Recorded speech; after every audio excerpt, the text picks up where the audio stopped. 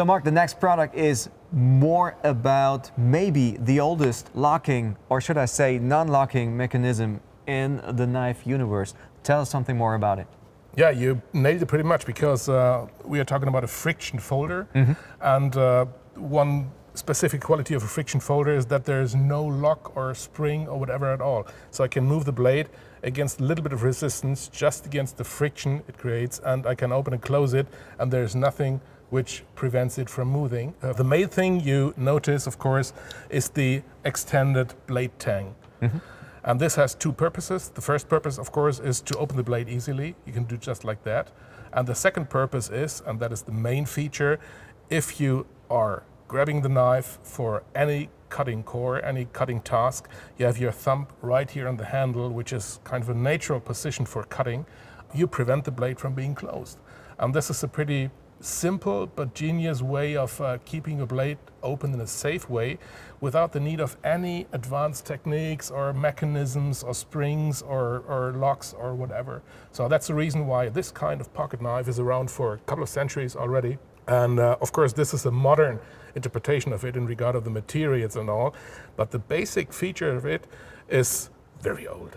So Mark, would you say that for you guys, having in mind that a friction lock would also be, of course, interesting for, I assume, knife collectors, would you say that it also is still a usable or a very usable knife in the modern world? Oh, definitely yes, because as I mentioned, it's a pretty simple mechanism, and it serves you well, whatever you do, as long as you're not trying to chop any wood or whatever, which you never should do with a folding knife, you know that, of course. As long as you have everyday's cutting tasks like preparing your food or open a box or a cardboard box or cutting things like that, it serves you very, very good. And of course, collectors which are looking for different locking mechanisms and things like that, they're interested in that as well. We definitely are not the first ones who produce a friction folder, and we're not the only ones right now, but there are not that many on the market. So this is a nice addition on the market, and I think also collectors will look for it. So now that we've talked about the locking or non-locking mechanism, please run down all the other features. For example, what type of steel did you use for the blade? Oh, sure. We are using 440C, which is very nice steel in the medium range. It's pretty easy to maintenance that steel too. You don't need the big rock in your man cave in order to keep this knife exactly sharp. And we added a nice satin finish on that one. And the handle, by the way, is made out of G10, which is one of the preferred handle materials over the last decade, I would say. All right. It's a very rugged material. It's very, very durable. It's not sensitive against temperature or any other influences. So overall, the knife is pretty lightweight, especially for a knife with 3.8 millimeter blade thickness and a blade length of approximately 9 centimeters. So this is definitely a full-size folding knife, but it still weighs below 100 grams. Below 100 grams. That is actually on the lightweight side of things.